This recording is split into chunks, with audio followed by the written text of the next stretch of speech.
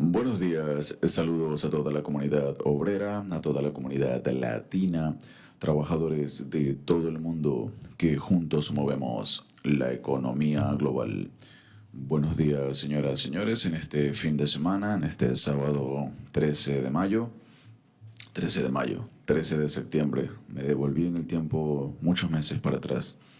Pero bueno, actualizándonos hoy, 13 de septiembre, en tiempo y espacio.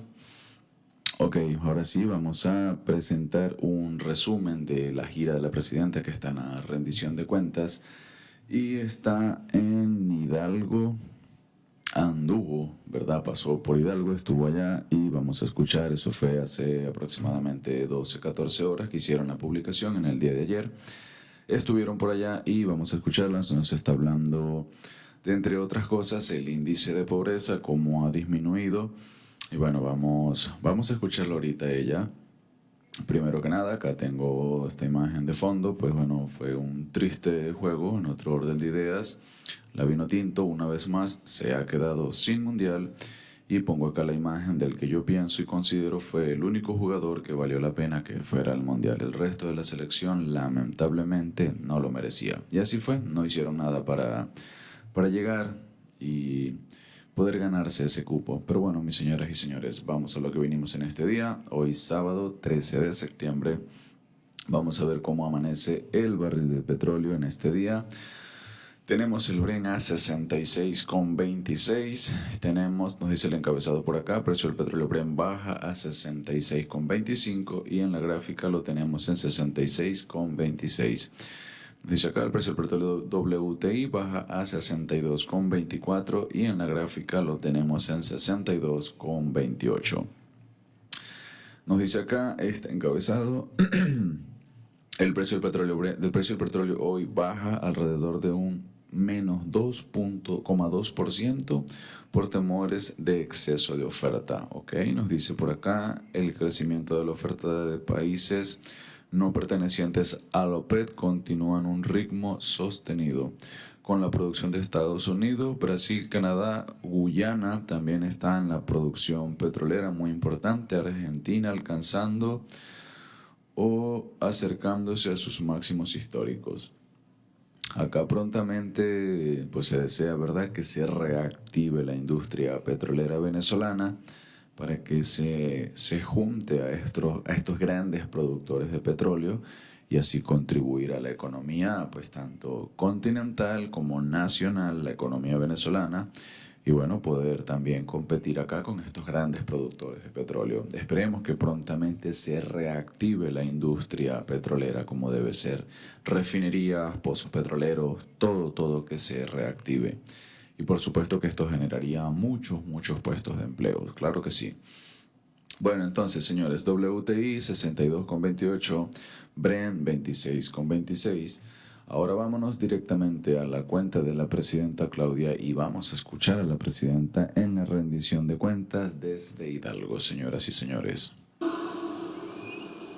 Es posible que haya una familia en México en pobreza, pero es tan importante lo que se logró que en este momento estamos en el nivel más bajo de porcentaje de población en pobreza de toda la historia de México. Esa es la hazaña de la cuarta transformación de la vida pública.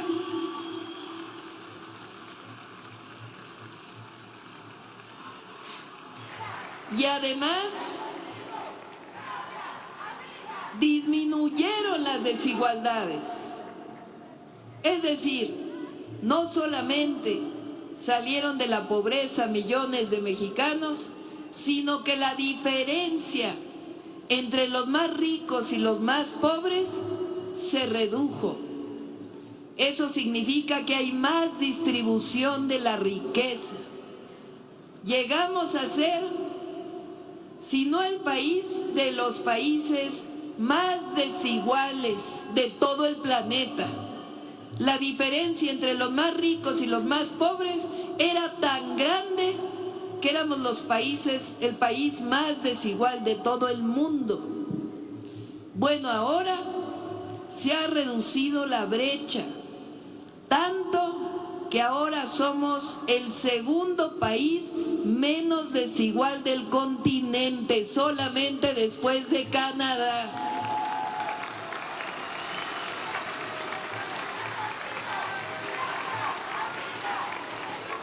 ¿Cómo se logró esto? ¿Qué fue lo que pasó? Lo primero, el aumento al salario mínimo. Durante los 36 años del neoliberalismo, el salario mínimo no aumentó. Llegaron a decir los gobernantes de antes, de aquel periodo, que lo que México podía ofrecer al mundo era mano de obra barata. O sea, presumían que aquí se ganaba muy poco. Imagínense la poca humanidad de esos gobernantes. Llegaron a decir que si aumentaba el salario iba a haber inflación. Llegaron a mentirnos de tal manera que decían que si aumentaba el salario mínimo ya no iba a haber inversión extranjera directa. Pues aumentó el salario mínimo de 2018 a 2025 en 135% en términos reales, y no hay inflación, y hay la mayor inversión extranjera directa de toda la historia del país.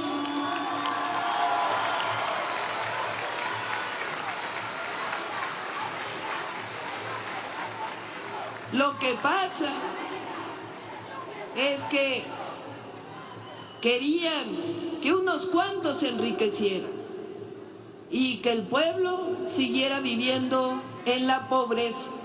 Por eso el aumento al salario mínimo va a continuar.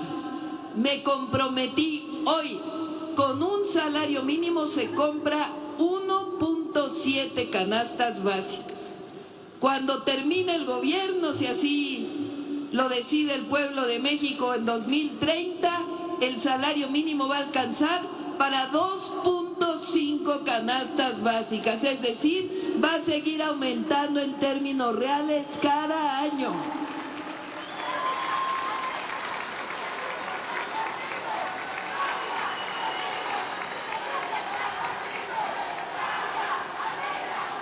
¿Qué más permitió la disminución de la pobreza y la desigualdad? Los programas de bienestar,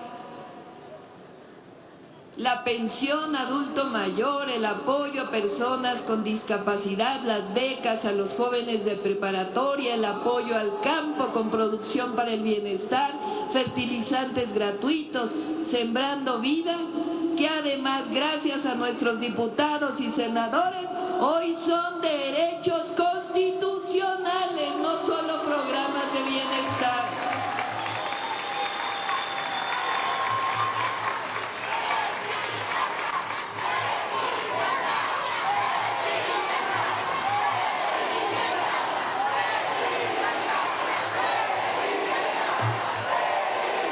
Este año, fíjense, se están destinando 850,000 millones de pesos en programas de bienestar.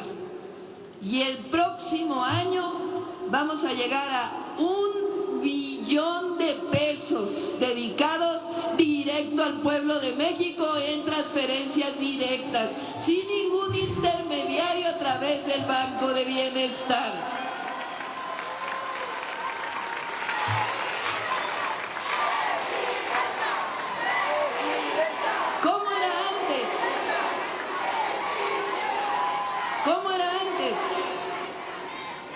Pues venían las elecciones y llegaban a los pueblos a regalar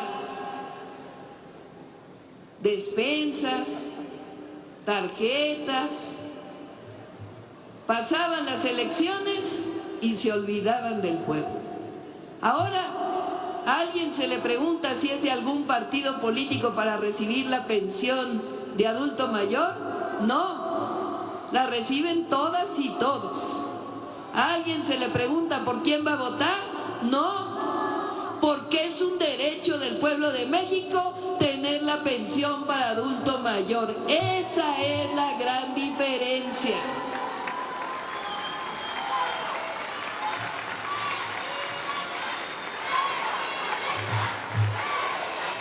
Es el programa social más ambicioso de la historia, los programas de bienestar, derechos para el pueblo de México. La tercera razón por la cual disminuyeron las desigualdades y disminuyó la pobreza es porque recuperamos la capacidad de hacer obra pública que se había abandonado. Se había dejado nada más a concesiones, a esquemas donde se le daba al privado la construcción. Y eso puede estar bien en una parte, pero la obra pública, el rescate de la obra pública en obras estratégicas para el país es función del Estado. Por eso se hizo el Tren Maya, el Tren Interoceánico, la refinería Dos Bocas, el Aeropuerto Internacional Felipe Ángeles, que generaron empleo y a su vez inversión privada para el país. Es un cambio de modelo completo y le llamamos el humanismo mexicano, que es el pensamiento de la cuarta transformación de la vida pública. El humanismo mexicano tiene dos pilares. Un pilar que es el origen, los pueblos originarios, los pueblos indígenas de México. Ahí se fundamenta el humanismo mexicano. No solamente en el reconocimiento de las grandes civilizaciones que existían en este territorio antes de que llegaran los españoles, que es una falacia eso de que llegó la civilización con los españoles. Aquí había civilizaciones que tenían grandes desarrollos. No solamente se sustenta en esas grandes civilizaciones, sino en la resistencia de los pueblos indígenas que resistieron por más de 500 años, con su lengua, con su cultura, con todo lo que le dan a nuestro país.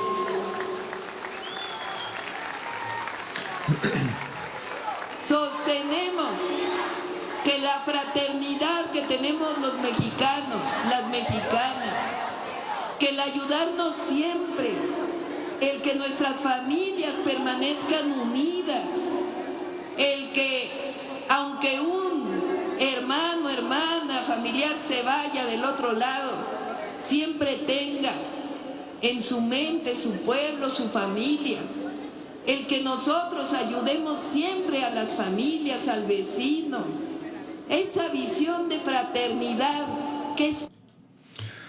Muy bien, permítanme de momento este resumen, traerlo por aquí, bastante importante lo que nos está comentando ella. Nos habla primero que nada de los niveles bajos de pobreza. Esto es bastante importante, no solo ahí en Hidalgo, sino a nivel nacional, eso es muy importante. La desigualdad, señores, ese es un tema muy fuerte, el tema de la desigualdad, que hasta hace pocos años y durante muchas décadas se vivió con mucha frecuencia el tema de la desigualdad, ahora siendo el segundo país con desigualdad, con menos de esa desigualdad. El aumento del salario mínimo, eso es bastante importante también, la inversión extranjera y lo que ella dice del aumento del salario mínimo para el final de su periodo de mandato, pues que nos alcance para las 2.5 canastas básicas, eso es muy importante. La inversión extranjera, muchísima, tenemos bastante inversión extranjera y yo diría que en casi la mayoría de los estados de la República. El control de la inflación, ella dice no hay inflación, solo que controlada, el control de la inflación, eso es muy, muy importante. Y bueno, nos habla de los programas del bienestar, de más de 850,000 millones, estrategias de regularización, y algo de las obras públicas muy importante y de las grandes civilizaciones. Mis señores, voy a continuar haciendo otro para continuar con este resumen y lo seguimos viendo ahorita en el otro. Saludos.